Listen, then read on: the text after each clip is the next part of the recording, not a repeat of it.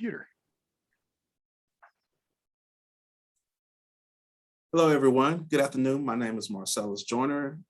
I am the current chair of RIMCO. I'm also the supervisor for the Heritage Research Center at the High Point Public Library, as well as archivist for the High Point Museum. Good afternoon and welcome to our session, People Not Property, Project Update and Opportunities for Involvement. Before I go any further, I'd like to introduce you to Richard Cox. Richard Cox, can you come on and introduce yourself to the wonderful attendees of the NCLA?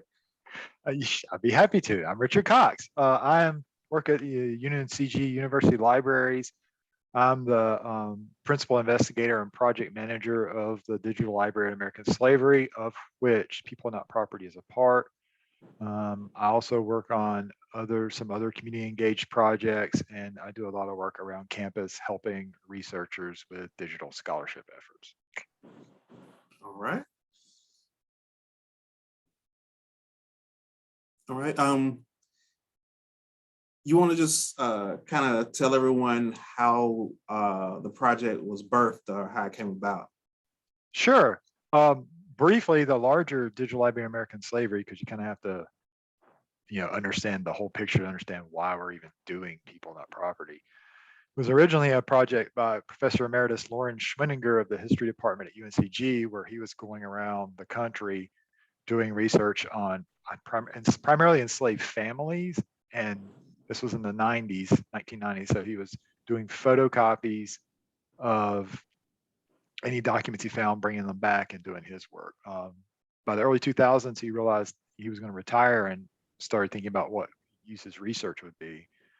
And about that time, I actually arrived at UNCG. And so we started talking, and he decided he wanted to move his research into the university libraries. And as a result of that, we applied for an EH grant to actually take his research data, put it in a database that was publicly accessible with a web application on the front end, and flip it around. And instead of making it focused on historians or history, his personal research, we decided, and it was Lauren who decided really, that this should be a project that is publicly facing and that was targeted toward African-American genealogists. We got the grant and the project took off from there. And that was the first piece. Second piece, it has about 150,000 people named in it, and there's about 18,000 documents. Second piece of that project, Digital Library of American Slavery, was runaway slave notices, which is specific to North Carolina, and we're winding that down actually. And I believe we're going to have everything soon. It's going to be around 6,000 runaway slave notices, which brings us to People Not Property finally and how it got started.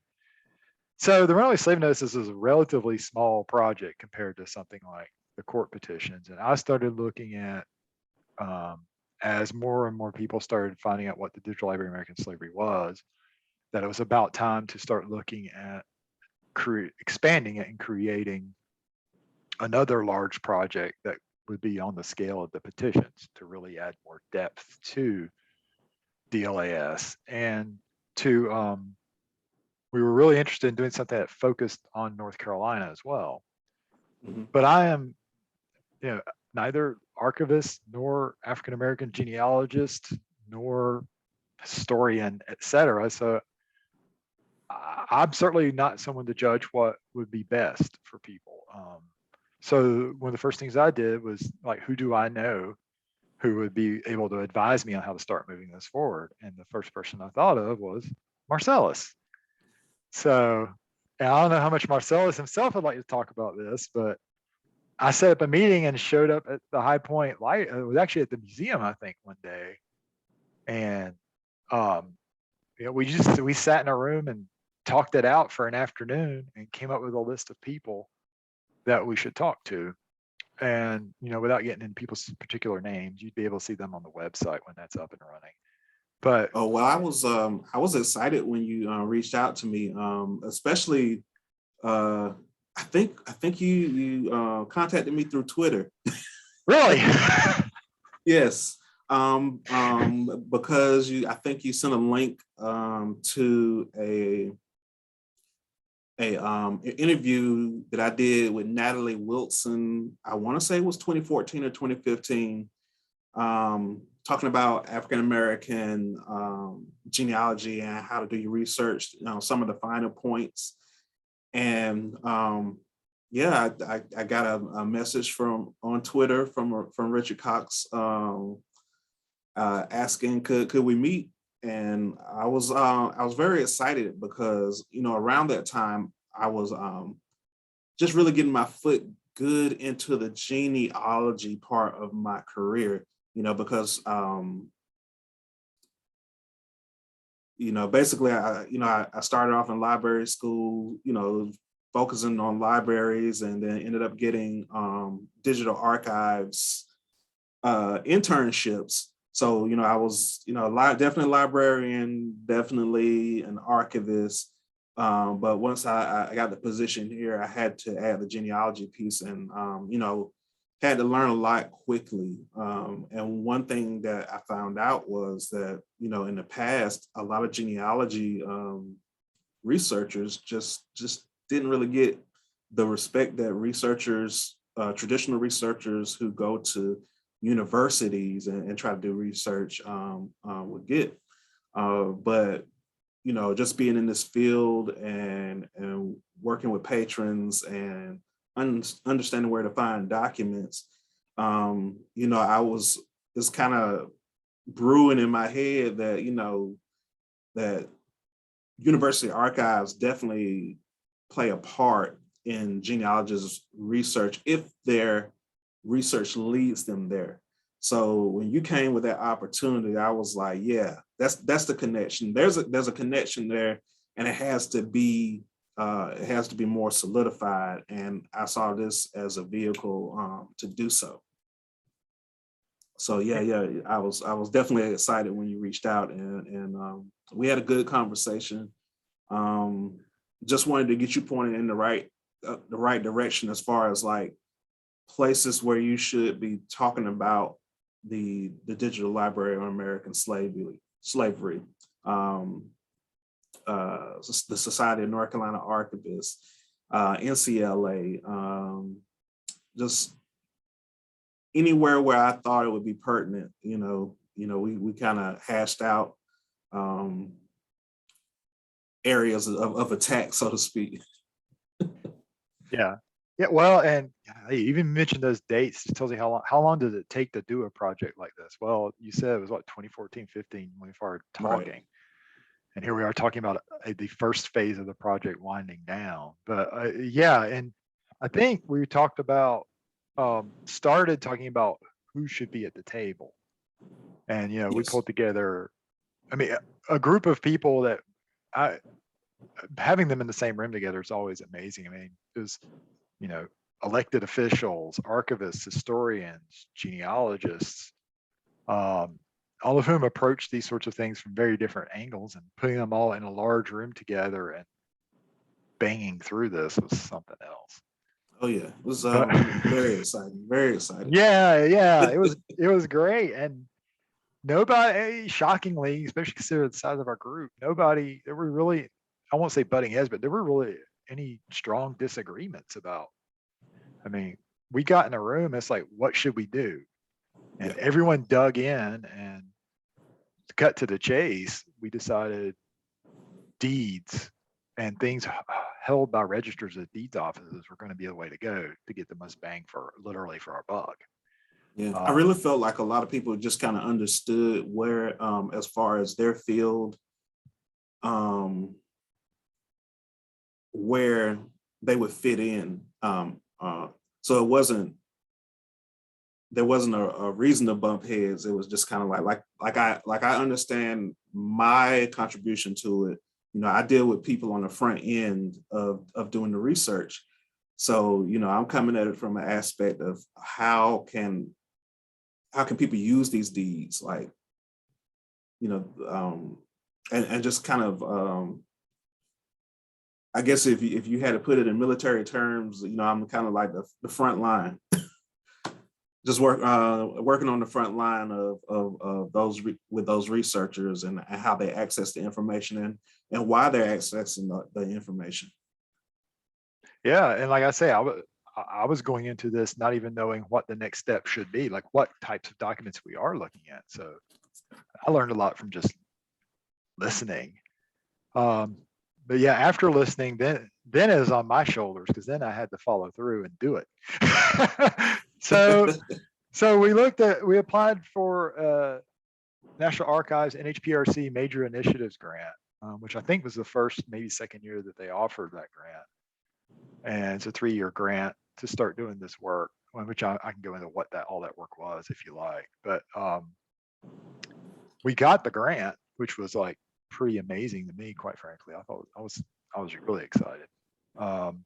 Started the work 3 years ago next month, and we are polishing the chrome on it right now.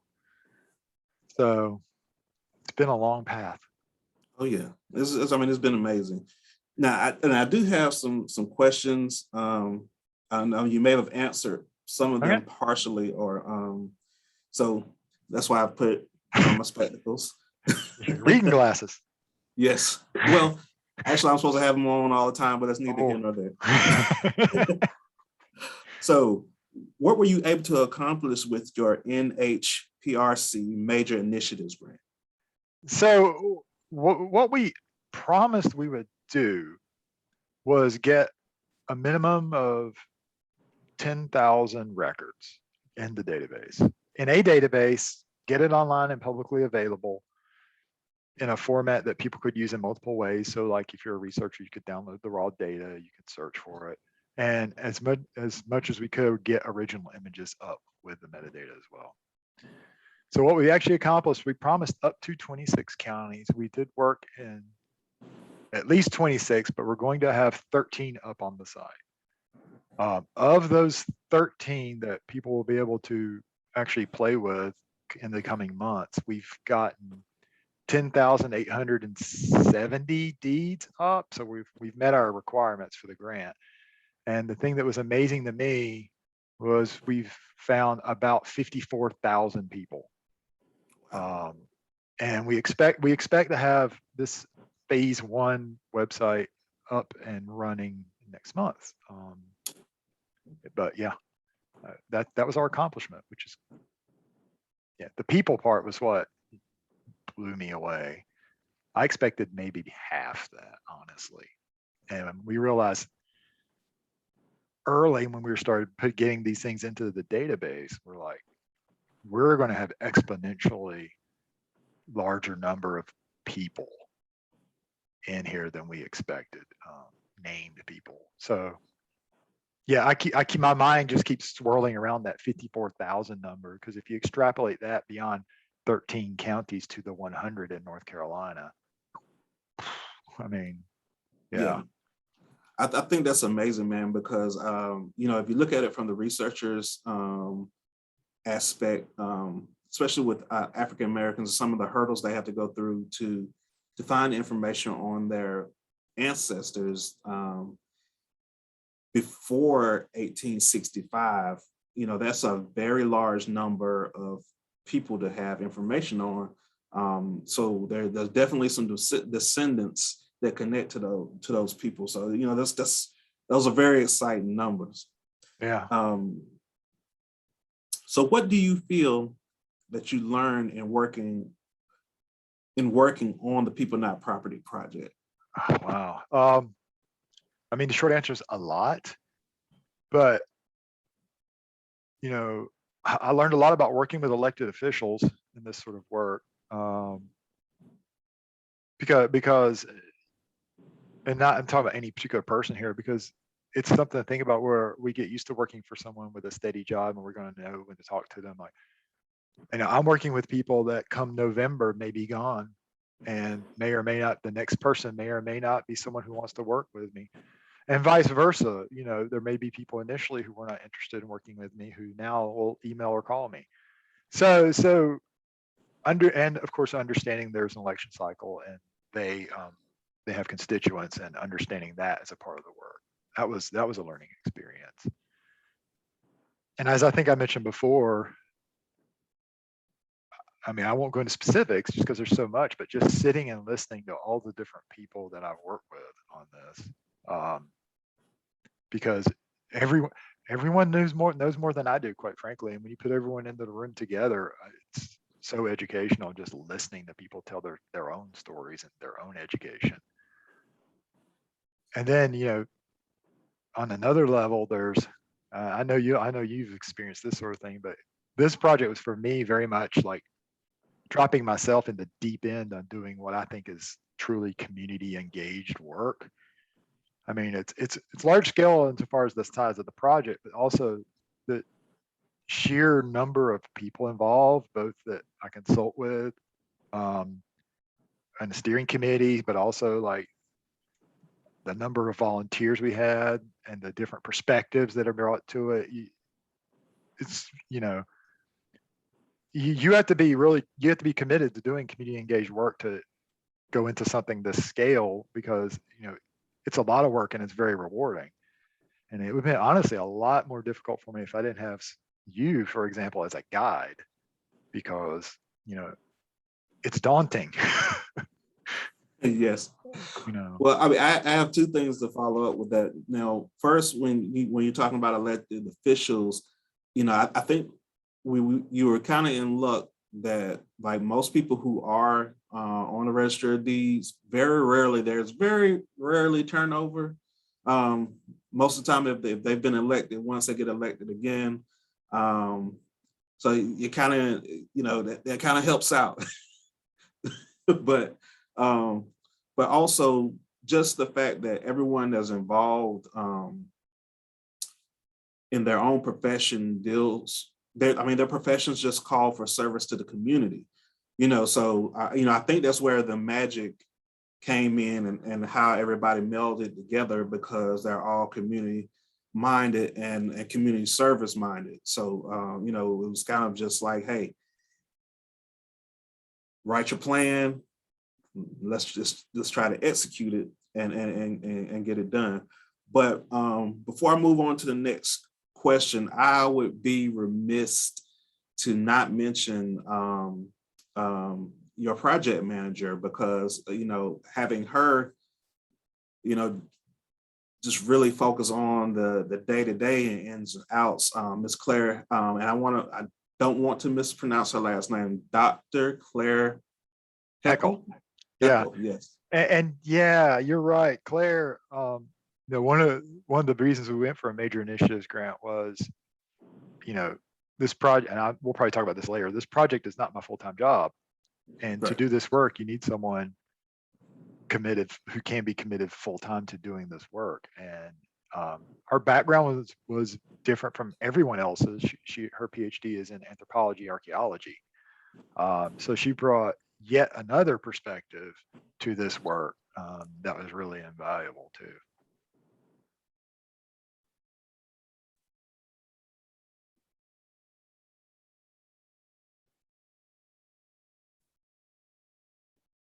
So let me ask you this. Were there any surprises? Did you have any anything that just kind of like threw you for a loop? I think the project itself, not really. There's some things that threw us off, but that's a matter of, I've been doing this sort of work for a while. So shifting is you get used to having to pivot, to use that horrible pandemic era word. But there were surprises. So as the data's come in, either myself or Danny, my DBA, who's building the site for me, a couple of things have come up that have been interesting in very different ways. One is we've started finding potentially well-known people mentioned in them. So we found a colonial governor, Thomas Carey, who was not a good person. And he has shown up in the deeds as being a recipient of some enslaved people. We found just this morning a grantee that was a business, which was the Schooner Revenge Company. Well, Schooner being a ship, the Revenge was Blackbeard's ship. Wow.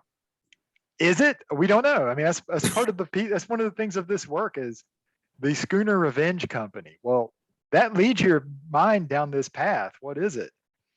We don't know, but hopefully Mhm. someone will look into it. And it was, I'm pretty sure it'll pique some a lot of yeah, Blackberry enthusiasts. Like I know their ears are gonna go. You know. yeah. And it's the interesting thing about that deed, and I'd have to look it up to find the year again, but it was in January is when it was filed, and Blackbeard died in November of that year. Wow. Yeah, so there's Mm. a, yeah. So those are just two examples of things you don't expect. And there are going to be people who look at this work. Part of the problem is I've been doing work in these sorts of documents now for the 2000s, basically. So there's a lot of horrifying or surprising things in these sorts of documents that if you ask me if they're surprises, I would say no. I mean, it's depressing, but as you know, it's the truth. It's there, you Mhm. know, so it's things like this now that I notice that are sort of eclectic more than anything else. But I already mentioned like the sheer number of names we found. We've also discovered that I was surprised that most of the people have names. So often it'll be, if you go through these records, you'll see things that'll be like, you know, Hannah and her 5 children, and you never know anything more about the children, or an unnamed enslaved person. Most people so far have names, which is surprising and Well, great. and that's the piece of gold as far as research for African Americans who are trying to locate their ancestors before 1865. People don't think about the fact that when you sell property, you have to give a description of the property you're selling. So you know, they have to say a name and give a minimal description in order for that deed to be binding and lawful. So you want to describe your property as best as possible. Um, hmm. Yeah, yeah, right. So yeah, that and you know, on a flip angle of some things that have been surprising is as the project's moved on, and it's more, even though we're not really publicizing it much now because we have our counties on board, there are counties who have started talking to me about coming on board and leading on their own and doing the work in consultation with us. One of those that's already well on our way is Wake County, which I wanted to mention this really quickly because there's an interesting story. It ties back to our talk about elected officials, which is when the Register of Deeds contacted me. She'd just been recently elected, which goes back again to what we were talking about, and she was interested in doing the work. She told me that one of the things she campaigned on was her predecessor not doing this work and not being a part of this project. And I was like, well, you're just saying that to, get me on your side and get me doing it. So I looked it up online, and it obviously was not the primary thing, but she sure enough platformed on her predecessor not being a part of People Not Property. And she won election. So now she is well underway, like with staff members and volunteers doing this work in Wake County with us. I won't say coordinating, but providing support. But they're doing the work, and it's amazing. That's amazing. It's amazing to have Yeah. support on that level. It Yeah. definitely is. Um, what are some other projects that are happening with the digital library on American slavery? Well, a lot actually, considering that I'm one person. So we currently have a clear postdoctoral fellow who's a part of our group, Dr. Brian Robinson. His actual title is, I think, postdoctoral fellow for digital curation in African American studies.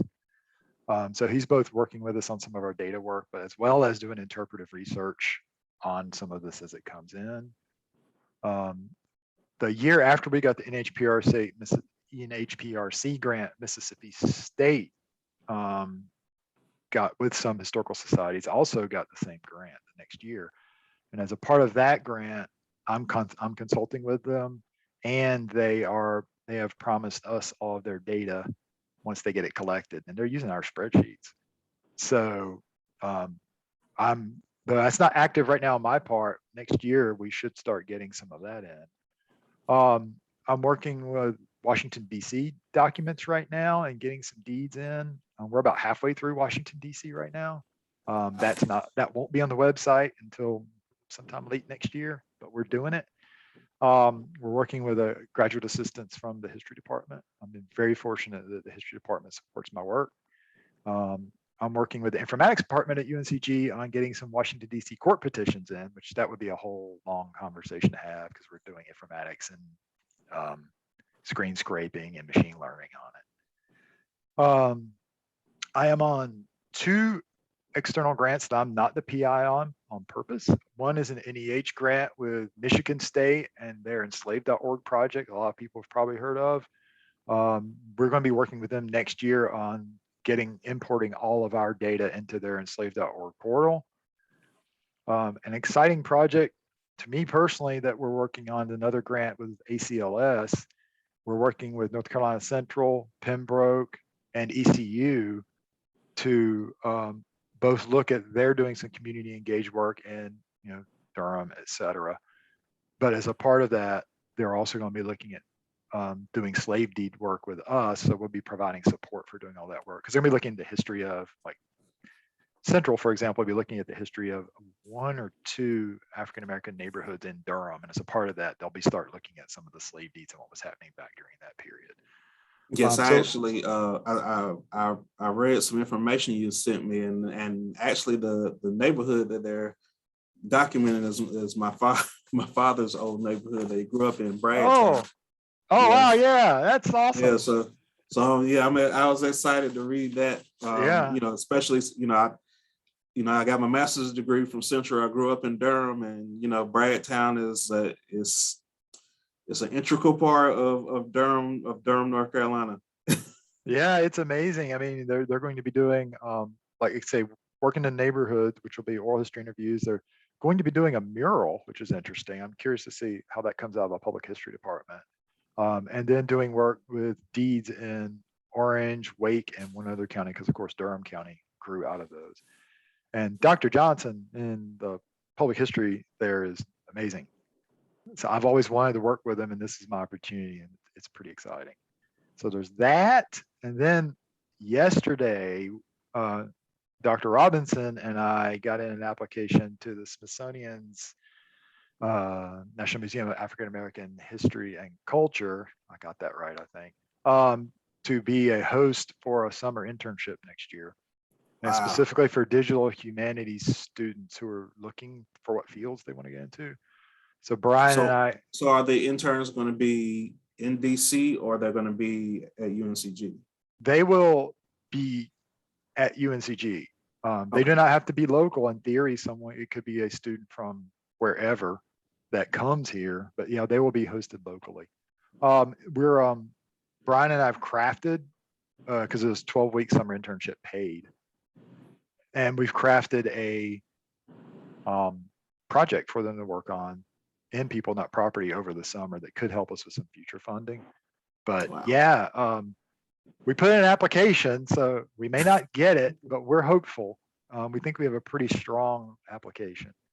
I'm pretty sure you guys got a strong argument to get funded.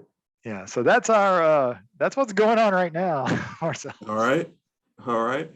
Well, what are some of the future plans for DLAS? So I think I mentioned with briefly, at least, I mean, with the other counties coming on board and doing everything, there's always opportunities for volunteer involvement and school involvement, institution involvement. Yeah, if you're interested in doing this work, there's work to be done, and we're always happy to have people on board. We support people who want to lead their own work and contribute it towards us, and we also, obviously, through this grant, have led. So there's volunteer opportunities, for example, for doing looking through deed books to just identify where these sorts of documents may be. There's opportunities to do some indexing and transcription if you're interested in that. Because the grant ends doesn't mean we stop doing the work. We just have to slow down. So there's always opportunities for different type of involvement. That's really just email me, and we'll get together on Zoom probably, and we'll figure out what works best for you to help us out.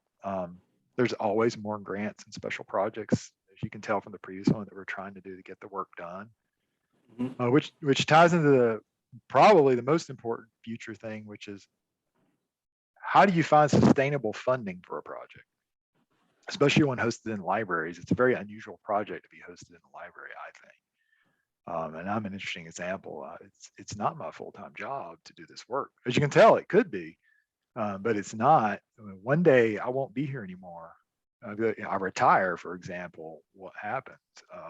Grants dry up. I mean, you can only apply for an NEH grant or an HPRC grant so many times before they're done with you. So how do you find a way to keep a project that's not a specific research, it's an institutional project? How do you keep it going, and how do you get institutional support for that, be that your institution or some outside agency? And so we're starting to explore that, which is also a big educational moment for me. But you know, it's important, and it's difficult. Now, I know the project has been specifically North Carolina focused, Mhm. but it's gone through so many iterations from that original meeting in 2014 to now.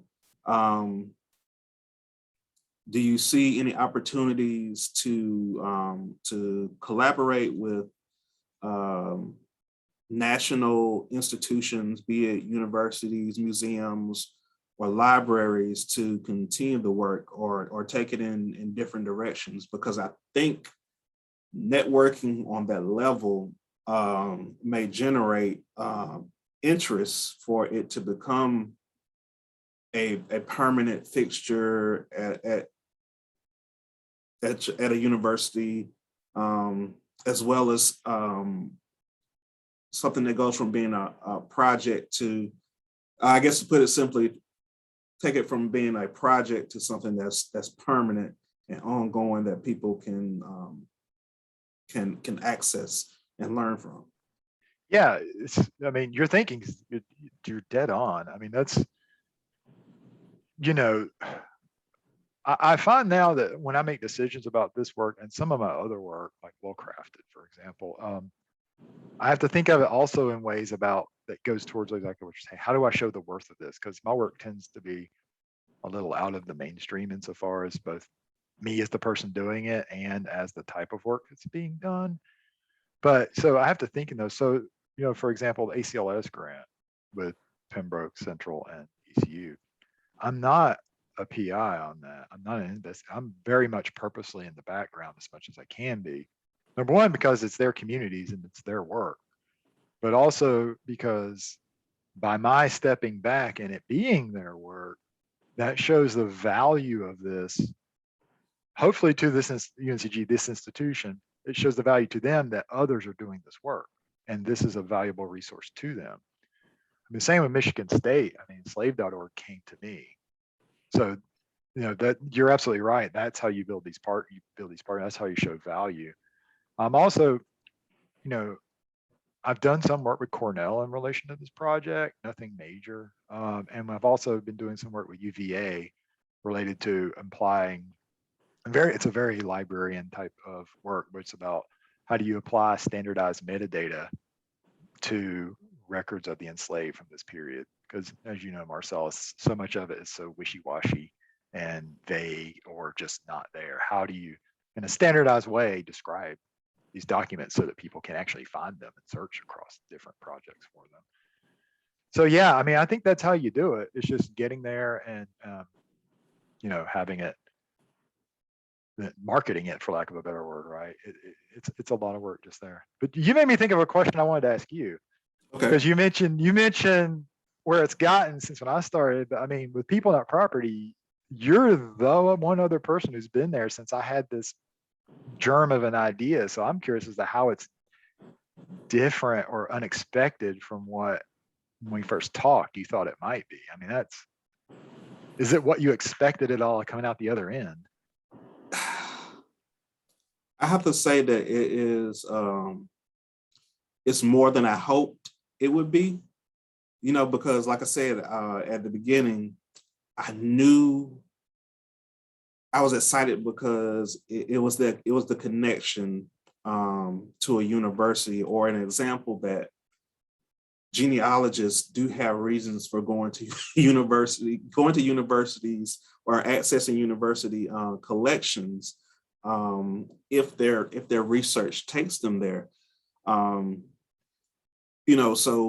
when you brought the idea to me, and I was kind of pointing you in directions of where to talk about it, during conferences, the different organizations to target, to promote it. I mean, I couldn't imagine that it would be where it's at today. It truly grew legs that I did not see.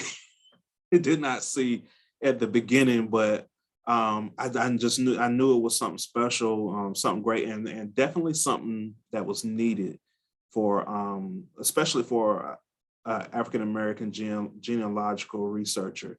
I often explain to people, when I do point them in the direction of the database and the online website, that the information in there, is very important.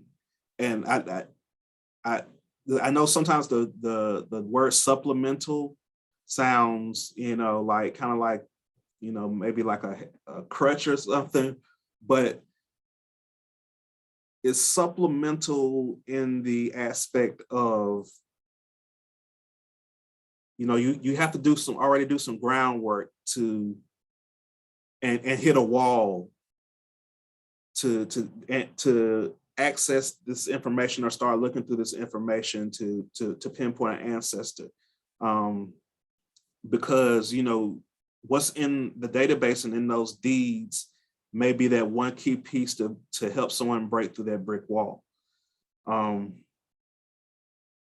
I'll even speak on personal information that I found within the database, even though it was outside of North Carolina. I've done research on all four lines of my family, all the way back to slavery. So I did identify on my father's mother's side the slave master that owned my family, and he's actually my third or fourth great grandfather. I'm just trying to remember off the top of my head at the moment. But he actually showed up in a court case in Greene County, Georgia, where he murdered another plantation owner's slave. And funny thing is that the only reason why she lost the case is because she tried to get him prosecuted for murder. Now, when you read that document, you have to think about the implications of what she was trying to do at that time. If she would have won that case, it would have set precedent in the United States for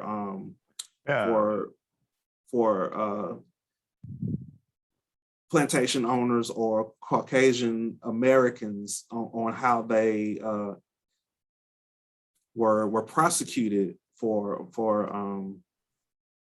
assaults or murders against African Americans at that time. And so, I was gonna say, I don't want to interrupt, but I wanted to, because obviously, you understand all of this, and some of the things you're saying I get just because I've been working on this stuff so long. And there's a reason this project is called People Not Property. And some of the implications of what you're saying is, when we're dealing with this murder case, to be blunt, how do you try someone for murder when it involves a race of people that you consider property and not actually people? Exactly. In case there's some people watching this who don't get that, that's what we're talking around that now, is how do you do that, and what does that mean? Yeah. So sorry to interrupt. I wanted to be sure. No understood. Problem. No problem, because that fits into the overall theme of what of why the information is important and the documents are important. But needless to say, she didn't win that case because the slave that he murdered was considered property. So he ended up having to pay her for the the cost of her property versus him going to, being locked away, which was a very interesting approach to trying to prosecute him. It makes you wonder, when you read these documents, there's always a deeper story. So it makes you wonder why she pushed her lawyer to do that and why the lawyer actually agreed, because they were fighting a uphill battle. Yeah, I have so I have a graduate students working with me right now on the Washington project, and so she's just getting started. Now, before I tell the story, is one of the things is what we're sort of touching on is I always have a discussion with the students who are working with me about historical trauma, because you're going to bump into exactly what we're saying. We're just having a conversation about, which can be horrifying in of itself, about people as property. And so she was immediately hitting, because we're talking about deeds here, like I will this person and this chest of drawers to my whoever for this amount of money. And do that all day, every day. And, historical trauma is a real thing. But she was like, she started digging into these, and, she started seeing these connections you're talking about. Like there was this one woman, and she was freed by her enslaver, went away to DC. They were in Virginia. Interesting. And this is where it gets interesting. She came back to him, sold herself into indentured servitude with the promise of that amount of money would then go to release this other woman who I think might have been her child, but I can't remember. I haven't actually looked at documents, which that's a dangerous proposition in of itself. Yes. But then the enslaver honored the agreement inside of a year in another document, and they went back to DC. There's all sorts of stories to unpack in there. Mm-hmm. And it's one of those rare ones where that is as close as you can get to a happy ending in these, because there was lots of danger in every move there. But now this graduate assistant's like, this isn't even her area, it's public history. She's like thinking about research projects related to finding out more about this woman, because as you know, you've really got to dig for that. But then I started pushing her, and this is me learning from you. You really need to start looking at this gentleman who enslaved her, and that's where you're going to start finding out who he was, where he came from, and that's going to start leading you into finding out more about her. So you have to think about where people lived, because law played a very important part. A lot of people don't understand that a person's status, specifically for African Americans back then, it was you had the status of whatever your mother status was. So if your mother was a free person of color, you were born a free person of color. So there is a lot of situations and gray areas when it comes to each person's individual story.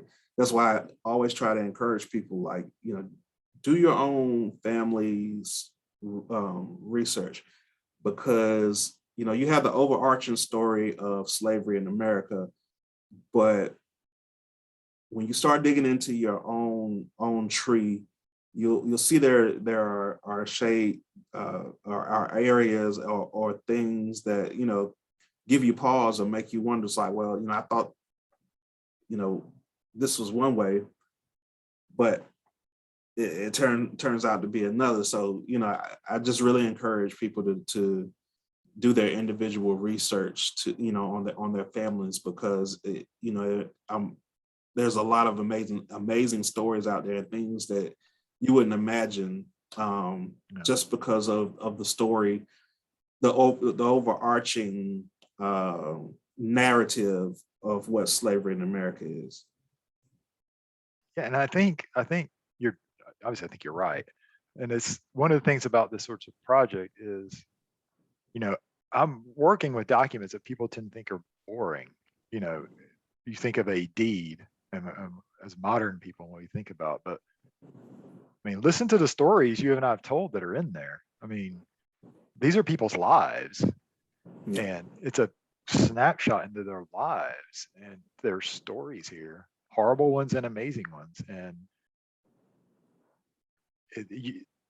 it's a way to look at public documents too that I don't think a lot of people really do, especially outside of academia or knowledgeable genealogists, for example.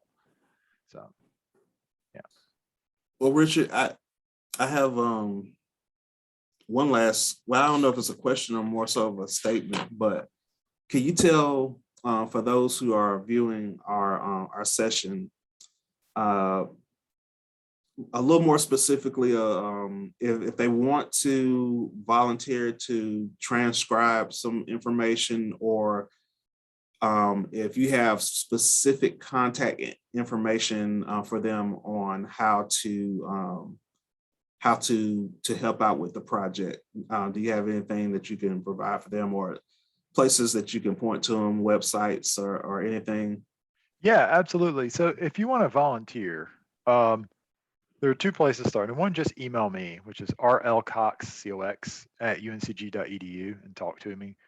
You can go to the current DLAS website, which is library.uncg.edu/slavery. There'll be a link on there to the People Not Property. That'll get you to some handbooks about how we work with volunteers. But definitely always also contact me, because, we're learning lessons from doing this work. So some of that is going to change. But that's what'll get you started, looking there at the old website. It's the current website for another couple of months. It's going to be the old website. That'll get you some of the background of how we got where we are, what we're collecting, and the handbook, which talks about things like understanding handwritten documents. It has some stuff about spreadsheets that we use. That's going to be out of date probably soon. But then talk to me, and I'll be happy to provide training, work with you on it, help. It's work I'm passionate about, and I'm happy to work with you. I was on the phone with the Davie County Register of Deeds this morning about it. I was walking her through spreadsheets. So best thing to do, look at the website to get some background and some understanding of what we do, and then talk to me. And I can look at either, if you have something you're particularly interested in, be that a type of work or a county, I can look at working with you on that. We may have already actually started in some of these counties that people might be interested in, and it'd be a matter of picking up and finishing what someone else has started, which is exciting too, because then it gets up quicker. So yeah, those would be the two best places to start, I think.